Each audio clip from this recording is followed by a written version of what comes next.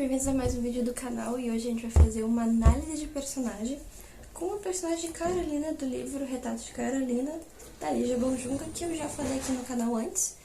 Se vocês quiserem ver o vídeo anterior, eu vou deixar ele ou aqui embaixo, ou no final do vídeo, ou aqui no canto da tela. Bom, esse livro, como ele trata do início da vida da Carolina desde os 5 anos até os 29 anos, e a vida adulta dela que tem mais retratos, eu vou dividir entre Carolina criança, Carolina adolescente e Carolina adulta.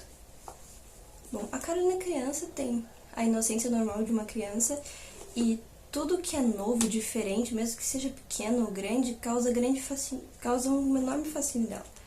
Como, por exemplo, quando ela conhece a Priscila, que acaba sendo a primeira experiência de melhor amiga que ela tem, que ela acha incrível uma pessoa com o nome Priscila. Nunca tinha ouvido falar de uma pessoa que se chamava Priscila, ainda mais uma Priscila com 2 L's. E ela achava a coisa mais linda do mundo, apesar de as pessoas não darem tanta a bola assim. Ela tem muito desejo de criar uma relação com uma pessoa, uma amizade muito forte, um amor que dure pra sempre, uma relação de unha e carne. Aquela coisa que tu fica amiga da pessoa até morrer. E ela achou que Priscila ia ser essa pessoa. Porém, Priscila acaba sendo a primeira experiência dela com amizade falsa, a primeira decepção em relação a uma outra pessoa numa relação. Na verdade, desde o início da narrativa, a Priscila já se mostra ser uma criança extremamente mimada e que tudo tem que ser feito do jeito dela. E o que ela quer, ela tem que ter. E pra ela, a Carolina sempre foi só mais do que uma amiga, enquanto a Carolina considerava ela a amiga mais importante do mundo. Elas acabam brigando na festa de aniversário da Priscila, por causa de várias coisas, porque a Priscila não deu bola para os sentimentos da Carolina quando ela realmente precisou dela, e também porque a Priscila acaba trapaceando num jogo que foi feito no final da festa, que concorria a prêmios e tudo mais, porque ela queria aquele prêmio e ninguém mais podia ganhar a não ser ela. E Carolina descobriu que ela tinha feito isso e ficou muito chateada e nunca mais quis saber dela. Nessa parte também já dá indícios que a opinião dela, a opinião do pai dela, importa muito mais do que o da mãe. Ela se sente mais apegada a ele. Se a mãe bater nela ou ficar brava com ela, não importa, desde que ela não contasse pro pai dela.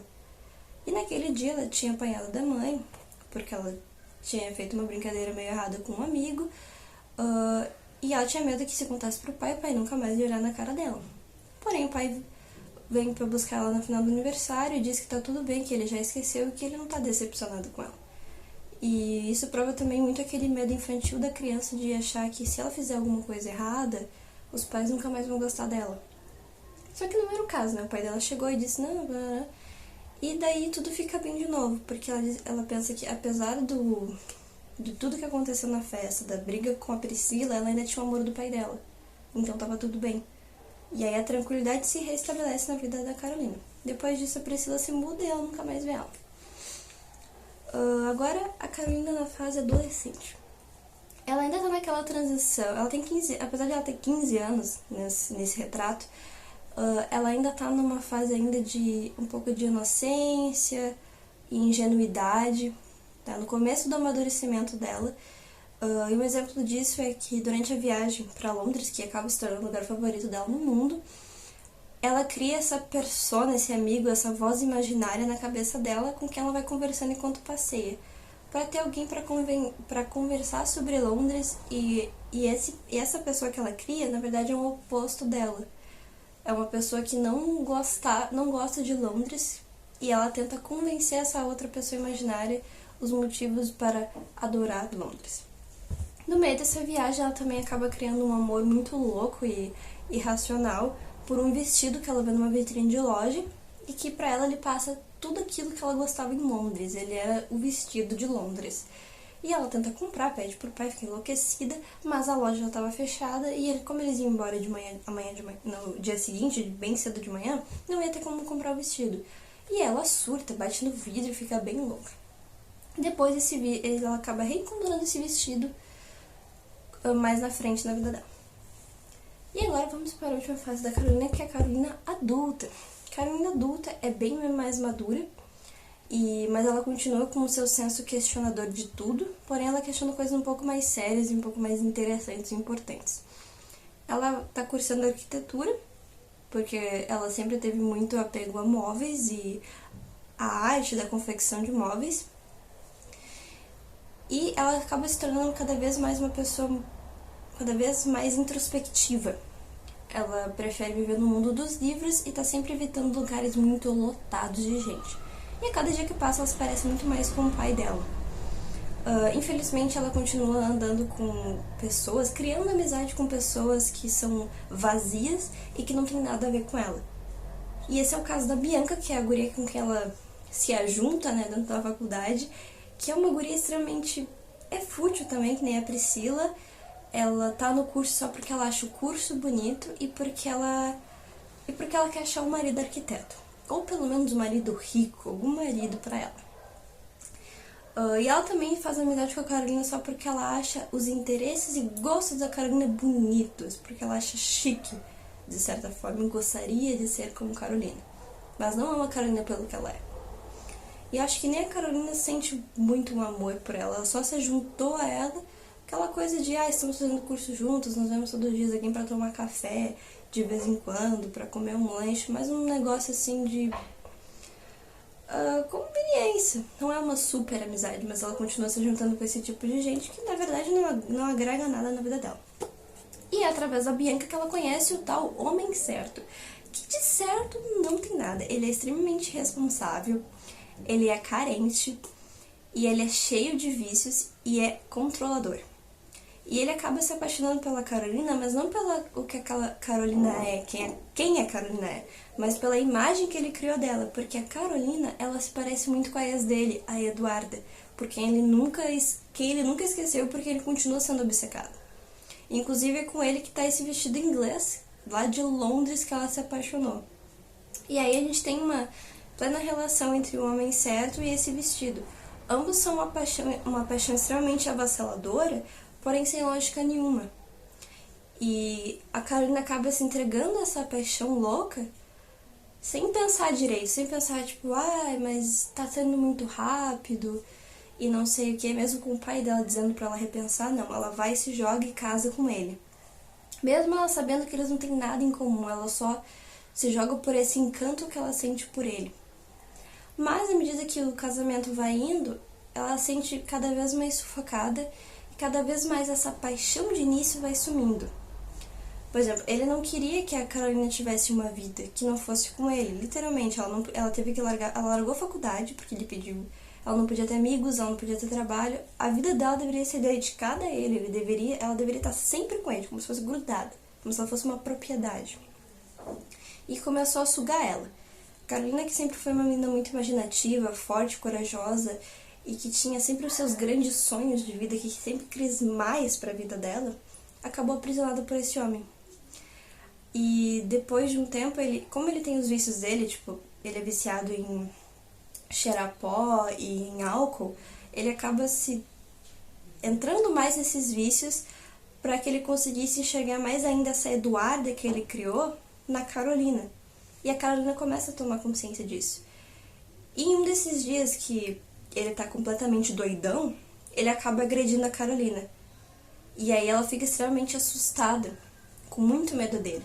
E ela não consegue mais dormir no mesmo quarto que ele, ou usar as roupas da Eduarda que ele fazia usar, e todo esse ambiente criado na fantasia dele, que ela resolve começar a dormir no sofá da sala. E uma dessas noites que ela está dormindo no sofá, ele vem, agarra ela e a estupra. Mesmo apesar dos gritos da Carolina, dela chutando, arranhando ele, nada adianta. E mesmo quando ela diz pra ele, você está me estuprando, ele diz que isso não faz sentido porque ele é marido dela. Então, tecnicamente, não é. Como se ela fosse obrigada, literalmente, a ter relações sexuais com ele. E, bom, depois disso, ela acaba descobrindo que está grávida. Porém, ela sente que esse não é o momento certo para ter um filho. Porque, né, obviamente, o que seria dessa criança crescer numa casa de um relacionamento que não é nem um pouco saudável? E também ela não queria, ainda mais que o filho dela foi concebido de uma violência de um homem que ela nem mais gostava.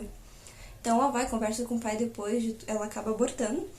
E aí quando ela vai contar pro pai dela tudo o que aconteceu, porque eles são muito amigos até hoje, até aquele momento, E aí, no meio desse relato dela, ela faz uma baita de uma reflexão sobre a questão do aborto na sociedade. E sobre a questão da mulher também em relação ao aborto e tudo mais. O pai dela não julga ela por nada, ele fica feliz em saber que ela quer deixar esse homem, porque ele nunca confiou nele. Depois disso, o pai dela acaba morrendo, ele tem câncer de estômago. E Carolina continua com o divórcio, ela sai da casa do homem, pega as coisas dela, aluga um pequeno apartamento, literalmente aquele apartamento bem, bem pequeno, volta pra faculdade e começa a trabalhar. Mesmo com a mãe dela insistindo que ela deveria ou ficar na casa da mãe ou voltar pro marido, porque a mãe dela tem uma visão muito retrógrada de que mulheres não podem trabalhar e sim que tem que ficar, né, com o marido sempre e viver dele. E era exatamente isso que ela fazia com o pai de Carolina. E ela nunca também entendeu as questões da filha em relação ao marido, nem nada do tipo. Inclusive, nem acredita que a Carolina foi estuprada. Ela acha que isso não existe. Marido estuprar esposa, no caso. Porém, à medida que os anos vão passando, né, quando Carolina atinge seus 29 anos, ela se sente um pouco infeliz no trabalho dela, que é de revisora de projetos numa empresa, porque ela ainda quer criar os próprios projetos, ao invés de só, tipo, tá ali revisando o projeto alheio. E ela tem esse sentimento que a vida dela tem e pode ser muito mais do que isso. Só que ela não sabe como ela vai chegar lá ainda. Até que um belo dia ela acorda atrasada pro trabalho de propósito, porque ela tá se sentindo muito mal com esse peso da realidade do trabalho, enfim. E aí ela está pegando o metrô e ela encontra quem? Priscila. Priscila está de volta. Então ela sai ao almoço, né, apesar da insistência da Carolina que ela tem que trabalhar. Elas almoçam, conversam, põem todo o assunto em dia, inclusive falam de algumas coisas do passado, como o aniversário e tudo mais. E a Priscila acaba dando a proposta que a Carolina queria para a vida dela. Ela convida a Carolina para ser arquiteta de um projeto da fundação que ela e o marido dela estão organizando. E a Carolina, sem acreditar, né, no que está acontecendo, ela de certa forma aceita a proposta. E elas trocam telefones e aí elas dizem que vão agendar, né, um encontro num sábado, enfim, no dia que puderem, pra acertar tudo e também ela mostrar as ideias dela e tudo mais. Porém, nesse final nunca fica muito certo se a Priscila realmente sente algum arrependimento das coisas que ela fez quando era criança, se ela realmente se sente culpa, ou enfim, ela não deixa claro. Talvez mais na frente da vida da Carolina elas talvez toquem nesse assunto de novo e talvez seja revelado, mas fica aí a dúvida pro leitor para ele ter a sua própria reflexão. Eu acho que a Priscila não se arrepende, ou pelo menos ela não entende o peso que isso tem, ou talvez ela tenha muita vergonha do que ela fez para tocar no assunto e dizer ou admitir a culpa, né? Porque ela me parece uma pessoa um tanto orgulhosa, mas também não sei. E, enfim, esse é o arco da Carolina. Porém, no livro da Lígia, ela tem um espaço em que ela mostra a autora conversando com a personagem. Porque antes desse quadro de 29 anos, ela já tinha finalizado a história logo depois que a Carolina se mudou da casa do marido e estava arrumando o apartamento dela. Porque ela mostra a Carolina irritada com ela, querendo, não, porque eu tenho que ter mais um retrato, porque não tá certo, isso aqui tu me deu uma história ruim, eu quero felicidade, não tô vendo felicidade nisso aqui. Um treco assim. E eu acho que isso mostra muito numa outro tipo de interpretação, que a própria Lígia, na época que ela achou que tivesse terminado, ela tinha uma certa dificuldade ainda de largar da Carolina, de deixar ela pra trás, de dizer adeus à personagem para partir para outro projeto. Pelo menos é minha interpretação, né, dessas cenas. E aí, no fim, ela acaba fazendo esse novo retrato e é aí que ela consegue finalmente dar adeus a Carolina e partir para o próximo projeto que ela estava trabalhando. Mas isso também foi uma cena que eu me identifiquei muito, porque eu tenho uma relação com meus personagens que eles são reais para mim num certo ponto, tipo, pra mim, na minha criação. Então eu converso com eles, eles têm as suas ideias, as suas reclamações e também fazem as suas revelações pra mim. Eu acho que isso é muito legal porque mostra uma relação do escritor com a sua obra. Muito mais do que só um projeto para publicar por aí, é uma coisa pessoal, uma coisa íntima, tu cria intimidade com os personagens, com a história, com tudo. É uma parte de si. É um conhecido, é um amigo, que às vezes, que nem sempre, que depois de um tempo, às vezes você até deixa de ver, porque se for como uma Carolina um livro solo, nem sempre vai estar vendo Carolina. Mas Carolina ainda tá lá. De vez em quando ela passa, dá um oi, sabe? É uma relação tipo assim.